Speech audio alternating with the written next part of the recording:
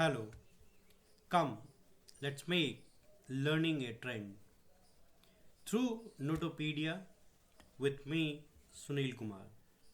In this tutorial, we are going to discuss the transportation problem for finding out initial solution using the method least cost method. In the previous tutorial, we have seen transportation problem for identifying initial solution using northwest corner method.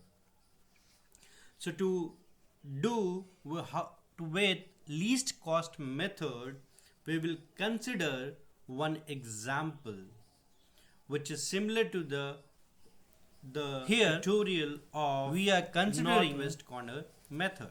A set of information which is dealing with a source and destination, which means we need to provide the material from a given source A, B and C to a given specific destination P, Q, R and S. Now for the given destination, demand is given.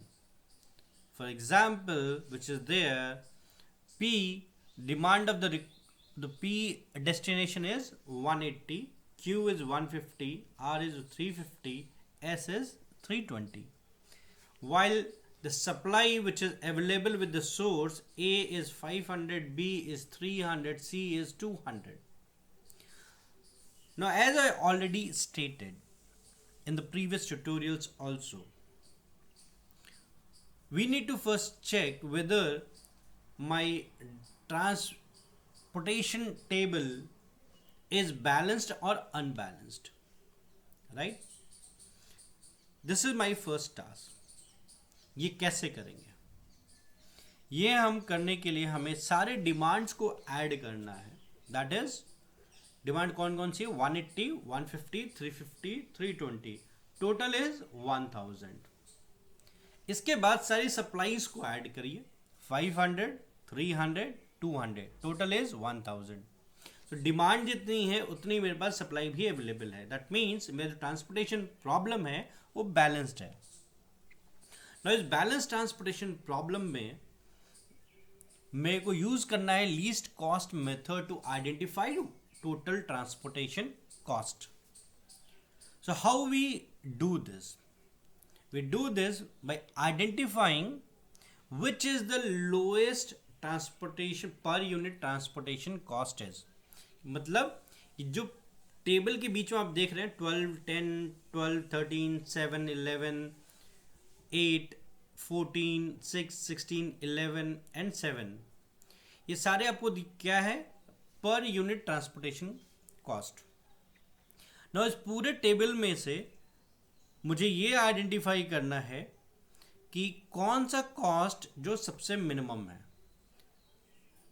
मतलब किसी भी source से किसी भी एक destination ले जाने के लिए किस रूट से अगर मैं लेके जाऊं तो पर यूनिट कॉस्ट मुझे सबसे कम पड़ेगा. सबसे कम कौन सा है हमारे पास? वो है 6 रुपीज पर यूनिट कॉस्ट. कहां से कहां?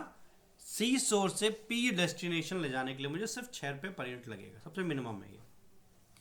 सो टू दैट मीन्स सबसे जो पहला मूवमेंट है वो हम इसी सोर्स से सी सोर्स से पी डेस्टिनेशन में लेके जाएंगे. कितना सवाल है, कितना लेके जाएंगे? The question is how much. Now since we are considering 6 rupees per unit movement cost which is minimum, we need to check out of destination P की रिक्वायरमेंट है 180, C का अवेलेबिलिटी कितनी है 200. तो ऑब्वियसली 200 में अगर अवेलेबल है तो मैं 180 को फुलफिल कर सकता हूँ.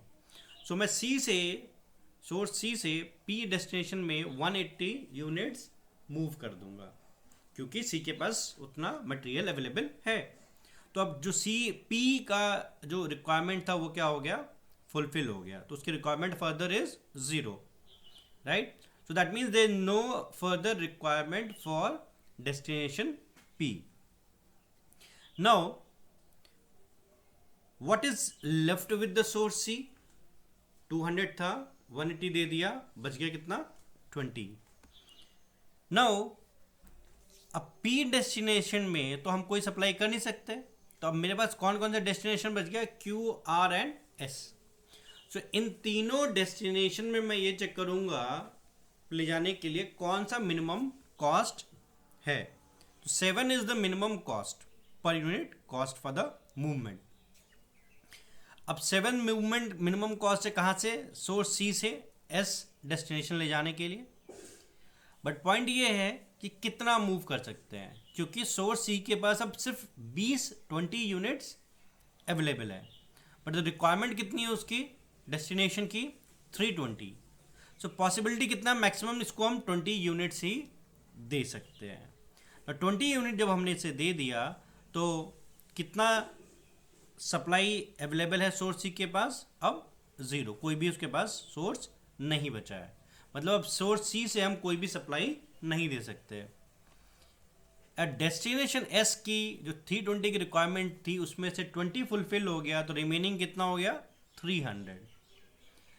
नाउ अब मेरे पास डेस्टिनेशन तो 3 है, क्यू, आर और एस, जहां पे रिक्वायरमेंट है, बट कौन कौन सा सोर्स है जो कि प्रोवाइड कर सकता है? तो सोर्स ए और बी है जो कि प्रोवाइड कर सकता है।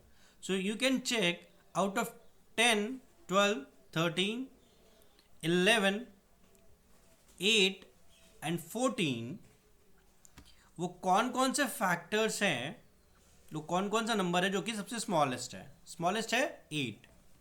8 is the smallest per unit cost.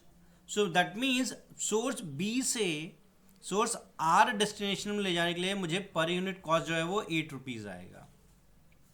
So point ये आता है कि बी सोर्स से मैं आर में कितनी यूनिट लेके जाऊं, क्योंकि बी जो सोर्स है वो कितना सप्लाई कर सकता है? 300 units, that can supply 300 units and requirement is 350 unit. So that is why we will transport 300 units, right? क्योंकि सप्लाई कम है, डिमांड ज़्यादा है, तो जितनी सप्लाई अवेलेबल सारा हमने ट्रांसपोर्ट कर दिया 300। Now available requirement for the destination R is remaining is 50। 350 चाहिए था, 300 दे दिया, 50 अभी भी चाहिए, और सप्लाई जितनी थी हमारे पास हमने सारी दे दी, तो कितना बचा हमारे पास? 0, कोई भी सप्लाई अवेलेबल नहीं है। दैट मीन्स अब हम सोर्स बी और सी से कोई भी सप्लाई नहीं कर सकते। अब हमारे पास सप्लाई का सिर्फ एक सोर्स है, वो है ए। ए से हम सप्लाई कहाँ कहाँ कर सकते हैं? क्यू, आर और एस, बट पी में नहीं कर सकते। क्यों नहीं कर सकते? क्योंकि इसका जो डेस्टिनेशन की रिक्वायरमेंट है वो फुलफिल हो चुकी है ना। क्यू, आर और एस, इनमें से मिनिमम कॉस्ट क्या है? मिनिमम कॉस्ट है 10। नाउ सोर्स ए से हम क्यू में लेके जाएंगे 10 रुपीज पर यूनिट कॉस्ट के रेट से। पॉइंट इज कितना यूनिट हम ट्रांसपोर्ट करेंगे? तो यहां पर अगर आप देखें तो डेस्टिनेशन की रिक्वायरमेंट है 150 यूनिट, और सप्लाई कितना है इसके पास available? 500 units. So that means जितनी रिक्वायरमेंट है हम पूरी की पूरी इसको फुलफिल कर सकते हैं। सो हम 150 यूनिट सोर्स ए से सोर्स क्यू में ट्रांसपोर्ट कर देंगे। जब हमने ये ट्रांसपोर्ट कर दिया तो जो रिक्वायरमेंट है क्यू डेस्टिनेशन की वो क्या हो गया? फुलफिल हो गया, तो वहाँ कोई फर्दर रिक्वायरमेंट अवेलेबल नहीं है। Remaining is R and S. R और एस को अगर हम चेक करें तो मेरे पास मिनिमम कौन सा है? 12 is minimum. Now 12 is minimum.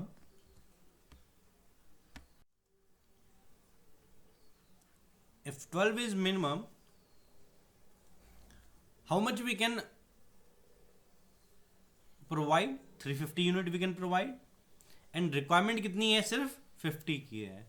So we will provide a 50 to the destination R through the source A. Now requirement जो डिमांड थी डेस्टिनेशन आर की वो क्या होगी? फुलफिल हो गया। Now what is left is only one possibility. Source A से source S के लिए। ना आप देख सकते हैं सोर्स ए जो पहले 350 था वो हो गया, वहाँ से 50 हमने एलिमिनेट कर दिया, तो कितना अवेलेबल है उसके पास 300। सोर्स एस जो से जो रिक्वायरमेंट है उसकी सोर्स एस की वो है 300 यूनिट्स, और सप्लाई जो है वो भी 300 यूनिट्स है। This is the minimum cost which is only available. तो हमने 300 यूनिट्स सप्लाई कर दिया। अब जो रिक्वायरमेंट थी वो क्या हो गई, फुलफिल हो गई, और जो सप्लाई था वो भी ज़ीरो हो गया, राइट। सो अगर आप यहाँ पे देखें तो कोई भी डेस्टिनेशन ऐसा नहीं बचा है जहाँ पे रिक्वायरमेंट बची हो, या फिर कोई सोर्स ऐसा नहीं बचा जहाँ से हम सप्लाई कर सकते हो। So that means all the initial solution allocation has been done. Now we need to find out the transportation cost. How we will find out the transportation cost? We can prepare a table for the movement, number of unit, per unit transportation cost and then total cost. So जब भी हम इस table को बनाते हैं transportation cost को, तो हम प्रेफर करते हैं कि हम फर्स्ट रो की जितनी एंट्रीज हैं पहले उसे लिख लें, फिर सेकेंड रो की एंट्री लिख लें, फिर थर्ड रो की, एंड सो ऑन, जितने भी रोज हैं आपके। So I will go with the row wise. तो पहला मूवमेंट जो है मेरे हिसाब से वो है A to Q. A to Q the number of unit कितना हमने ट्रांसपोर्ट किया, 150 यूनिट। किस रेट पे पर यूनिट रेट कॉस्ट क्या था, 10 rupees. Similarly next is A R, 50 unit transport किया है with rate of 12 rupees. From A to S we are transporting 300 unit with rate of 13। From B to R again 300 units with a rate of 8 rupees. Then from C to P, how many units, 180 units with a rate of 6 rupees. And then C to S, 20 unit with a rate of 7 rupees. So that is what we are trying to identify, ki which source will provide how many unit to which destination with the minimum cost. Now ये जरूरी नहीं है कि जो मैंने movement यहाँ पे आपको लिखा है सीक्वेंस, आप भी इसी सीक्वेंस में लिखें, आप अपने सीक्वेंस से लिख सकते हैं, बट सारी एंट्रीज होनी चाहिए। Now how we'll find out the total cost? Multiply the number of unit with the per unit transportation cost. So that will give you for the first movement A to Q, total transportation cost is 150 into 10, that is 1500. Similarly, we can multiply all the number of units with their respective per unit transportation cost, and then we will get the values. For the second movement 600 rupees, for third movement 3900, for fourth movement 2400, for the fifth movement 1080, and the sixth movement 140. So if I will add all these individual movement transportation cost, the total transportation cost will be 9620. Now if you see, in this case we have little bit reduced transportation cost. तो यही problem जब हमने transportation cost का निकाला था with the help of north west corner method, तो वहाँ पे 9620 से वैल्यू ज़्यादा थी। सो हमने जब लीस्ट कॉस्ट मेथड से निकाला तो उसकी वैल्यू और क्या होगी, कम होगी। If you will compare with the video tutorial video of your north west corner method, you can compare both the transportation cost, where least cost method is more effective in terms of saving your cost with the same set of data. So that is why we can say that least cost method is more preferred and much better than the northwest corner method for the application purpose. So that is how we find out the total transportation. Stay connected with Notopedia. And please do write your comments and suggestions and the queries on any of the topic or the related areas.